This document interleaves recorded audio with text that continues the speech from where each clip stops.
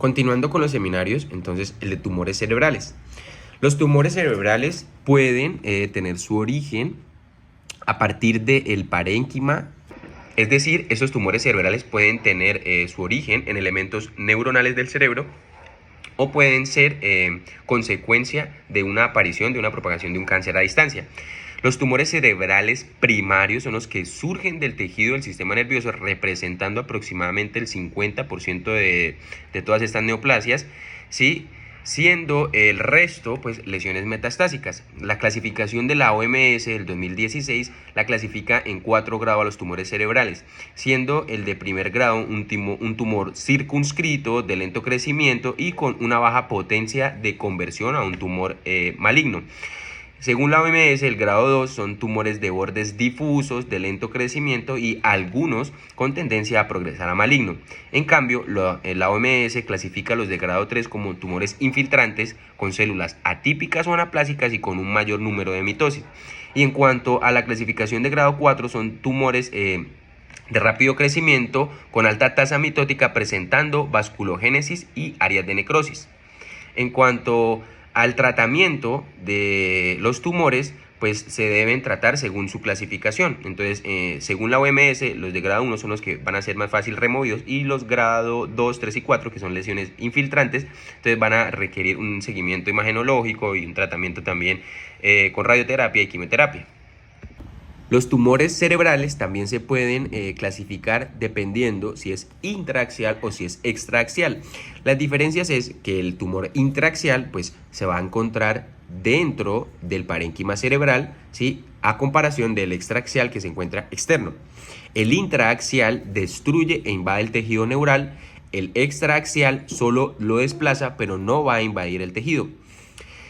Los tumores intraaxiales no están en contacto con el hueso o con la hoz, a comparación de los extraaxiales que sí tienen continuidad con el hueso y con la hoz. Los tumores intraaxiales comprimen, ¿sí?, los espacios con líquido cefalorraquídeo y las cisternas. En cambio, el extraaxial lo que va es a ensanchar los espacios con líquido cefalorraquídeo y las cisternas. Los tumores cerebrales también se pueden clasificar dependiendo de su localización, ¿sí? Si están supratentoriales o infratentoriales. Los supratentoriales son los que van a afectar las estructuras corticales, o sea, como el cerebro, el ventrículo, los ventrículos, el plexo coroideo, el hipotálamo, la hipófisis. En cambio, los infratentoriales son los que van a afectar el tronco del cerebro, ¿sí? Y el cerebelo. Teniendo en cuenta que los supratentoriales presentan signos neurológicos focales como hemiplegia, alteraciones visuales, cognitivas y de comportamiento, en comparación de los infratentoriales, que lo que va a presentar son síntomas como ataxia, movimientos oculares, anormalidad de los movimientos oculares, vértigo, estrabismo y disminución de la agudeza visual.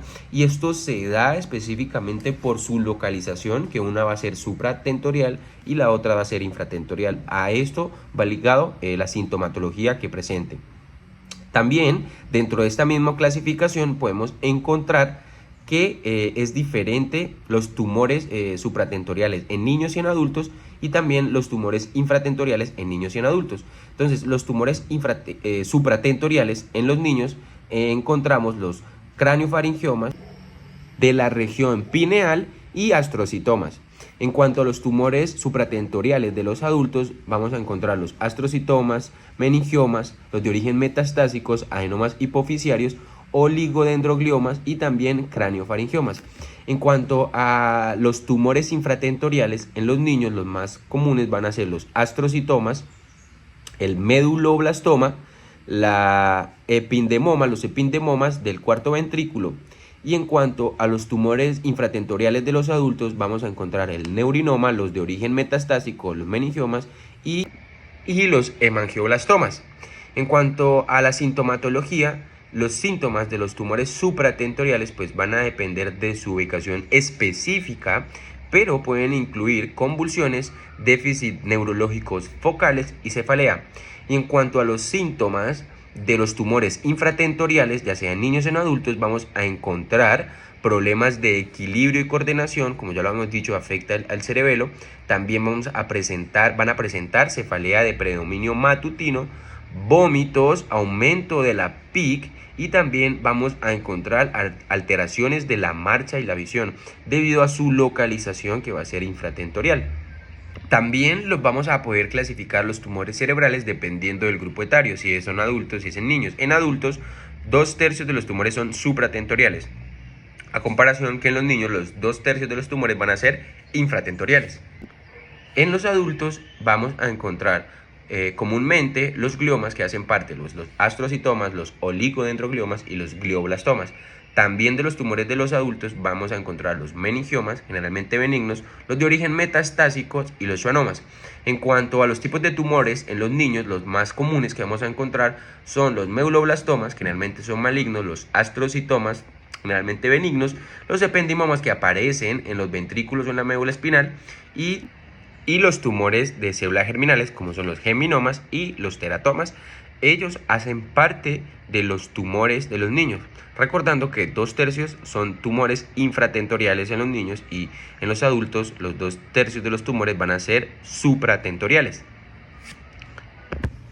En cuanto a las escalas, en los tumores cerebrales utilizamos la escala de Simpson, que va a evaluar el resurgimiento de un tumor después de una intervención quirúrgica. Lo va a clasificar en 4 grados. Entonces, el primer grado, que es una remoción completa, ¿sí? Una exéresis macroscópica de la remoción de la dura madre, tejido y hueso adyacente, que va a presentar una recurrencia del 9%.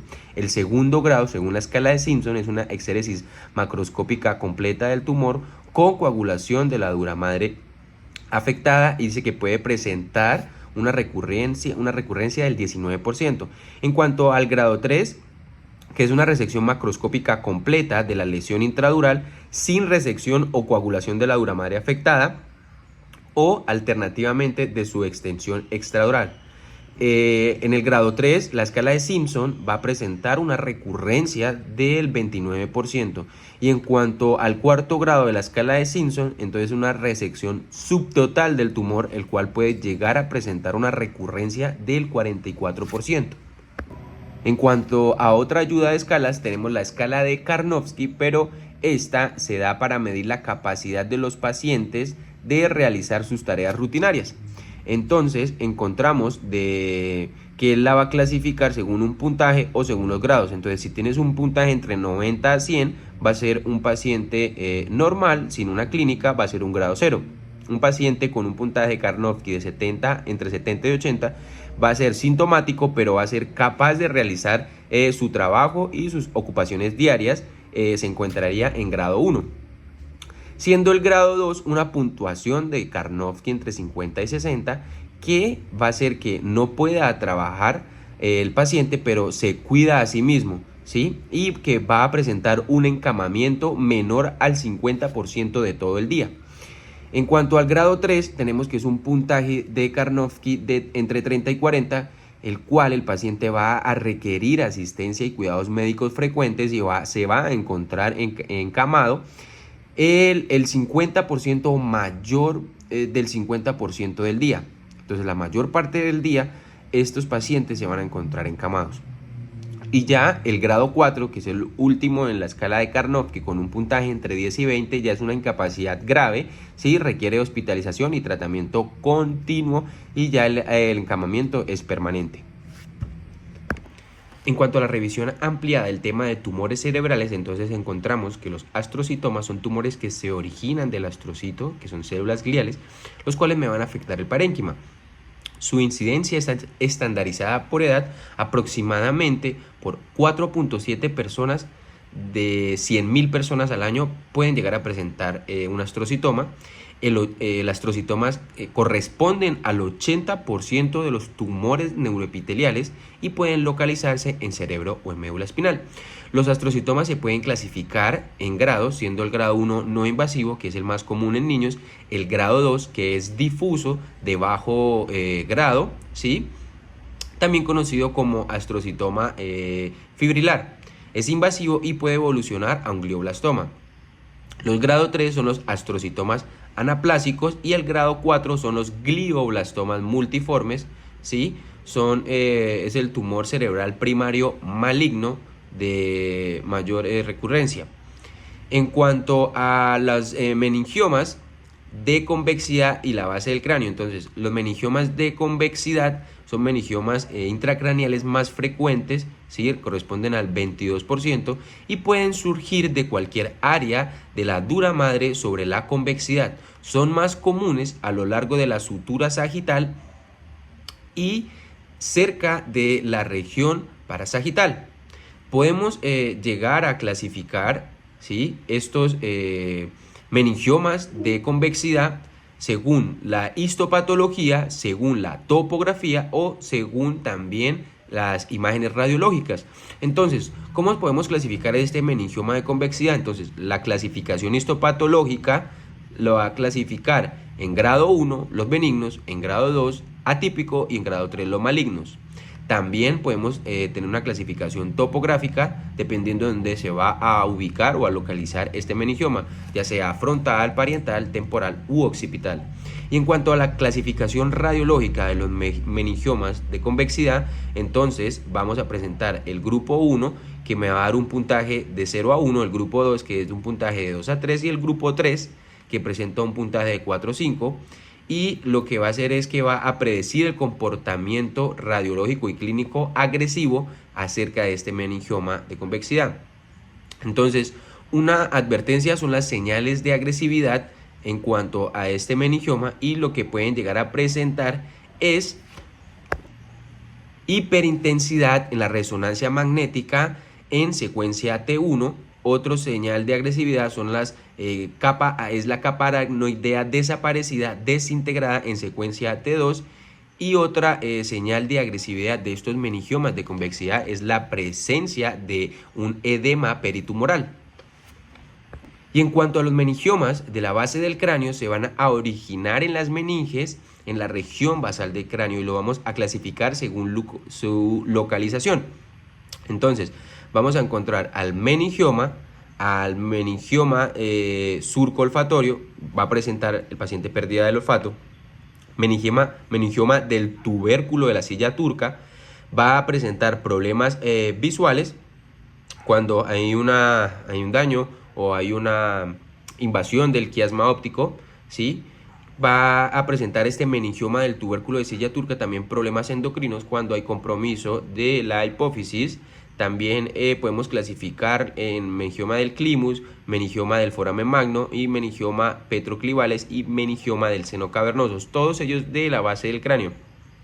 En el meningioma del seno cavernoso lo que vamos a encontrar es un problema en los movimientos oculares.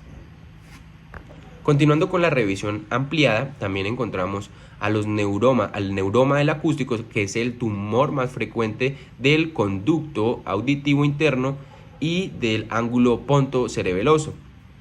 Alrededor del 10% de los tumores endocraniales van a representar a los neuromas del acústico, y de este 10%, el 90% se van a localizar en el ángulo pontocerebeloso.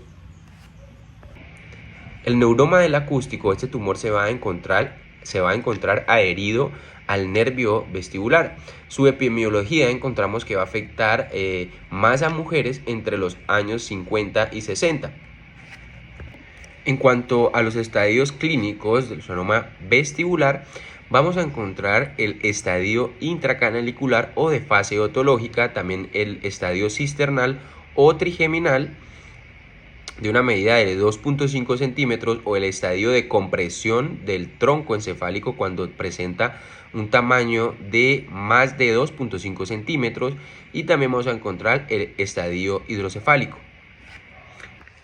En cuanto al diagnóstico del neuroma del acústico, entonces vamos a encontrar que las pruebas nos van a ayudar a orientar, como lo sería una resonancia magnética con contraste y una audiometría de tonos puros.